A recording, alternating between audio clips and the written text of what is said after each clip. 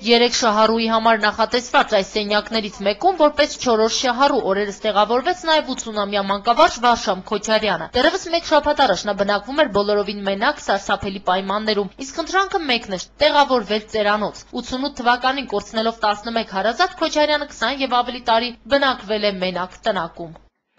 Մեզ տեղեկացրել են մարզպետարանից, որ այս կարգավիճակում մարդ կա,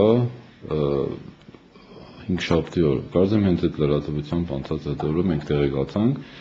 հաջորդ իսկ առավոտյան փաստաթղթերը ներկայացվել է եւ ես շատ արագ կապնվեցի մեր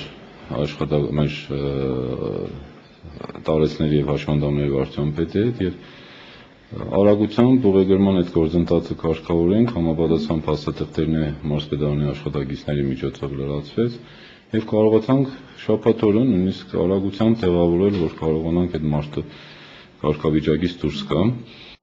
Վարշամ Քոչարյանը այսօր արդեն ծերանոցում է։ 4 օրերի ընթացքում հասցրել է ծանոթանալ հարևանների հետ, նրանց պատմել ու ներկայացրել է, որ 25 տարի քաղաքի ուսումնարաններում հայոց պատմությունն է դասավանդել։ Դժվարս նրա հետևում է, ծերանոց գալուց առաջ սարսափել է մտածելով, որ կարող է նախկին ուսանողներից մեկին հանդիպել որպես խնամակալ։ Բարեբախտաբար ոչ մի ծանոթ դեմքի խնամակալների մեջ չի գտել, ասում է նա։ Ասված ոչ են, որ ստեղի աշակերտների ցեղն էին։ 8-րդ ուսումնարանն եմ եղել, աղջիկ ջան։ Սաղ կյանքս էդ է եղել։ Ինչ եք դասավանդել։ Պատմություն։ Հետո ուսումնարանը խումբ ունեի 22 հոգի։ Հետո սվարբետ դաստիարակնել էի։ Վարշամ պապը 158-րդ շահառուն է ծերանոցի, այնինչ այս կառույցը ամենաշատը 150 տարեցի համար է։ Վերջին 2 տարում ծերանոց տեղավորվել կամեցողների թիվը աճել է, պատճառը հիմնականում սոցիալական վիճակն է։ Հիմնականում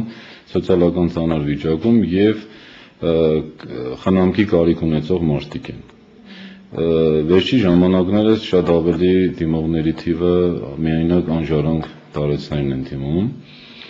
եւ նկատելիորեն աճ կա։ Վերջի 2 տարիների ընթացքում նաեւ մենք նախատեսված այն մասնաշենքով մշտապես պահանջում ենք կառավարությունից խնդրանքով բարեգործենք ման գալիս որ անենք, հենց դրա համար է։ Իսկապես շենքը ընդհանրապես 150 հոգու համար է նախատեսված եւ վերջի 2 տարին արդեն 155-ից մինչեւ 160 հոգի մենք սպասարկել ենք, ստիպված ենք եղել։ Անհրաժեշտ է անհապաղ կառուցել ծերանոցի երկրորդ մասնաշենքը, ասում է տնօրեն Արսեն Պետրոսյանը, քանի որ անթույլատրելի է մեկ սենյակում 4 շահառուհի պահել։ Այս պահի դրությամբ 10 տարեց էլ կա, որ ցանկանում է ծերանոց տեղավորվել, սակայն տեղ չկա։ Մագերեսի առումով հենց այդ նվազագույն չափորոշիչ հասկացողությունը 5 քառակուսի մետր տարածքով է ցանկացածով, բայց հաշվի առնելով որ տվյալ սենյակում 3-ի համար բավարար նորմալ է, որ ստիպված է 4-ին ավելացնելու, բնականաբար մեկը մեկին նեղվածություն է առաջացնում։